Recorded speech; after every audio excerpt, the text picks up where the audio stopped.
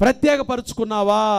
ప్రార్థనకు వస్తున్నావు, దేవుని మందిరంలో కూర్చుంటున్నావు, బైబిల్ పట్టుకుంటున్నావు, ఆరాధన చేస్తున్నావు, ప్రార్థనలో మోకరిస్తున్నావు, కానీ ఇంకా లోక సంబంధమైన జీవితంలో నుంచి నిన్ను నువ్వు ప్రత్యేకపరుచుకుంటున్నావా?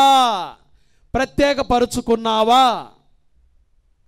చూడండి, కొంతమంది బైబిలే అంటారు, మరలా యథారాజా సోమవారం నుంచి ఆడే అబద్ధాలు ఆడుతూనే ఉంటారు, చేసే మోసాలు చేస్తూనే ఉంటారు, చూడకూడని దృశ్యాలు చూస్తూనే ఉంటారు, చేయకూడని పనులు చేస్తూనే ఉంటారు.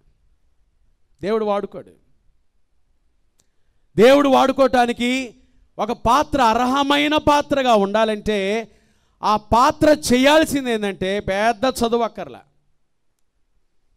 బైబిల్లో దేవుడు వాడుకున్న వాళ్ళకి ఏం చదువు లేదు. వాడు విద్య లేని, ఎవరు చెప్పండి? పేతురు, యాకోబు, యోహాను, ఎవరు చెప్పండి? విద్య లేని వారు భూలోకాన్ని ఏం చేశారు? తలక్రిందులు చేసేవారుగా దేవుడు వాడు. కారణం ఏంటో తెలుసా? వాళ్ళు ప్రత్యేకపరుచుకున్నారు.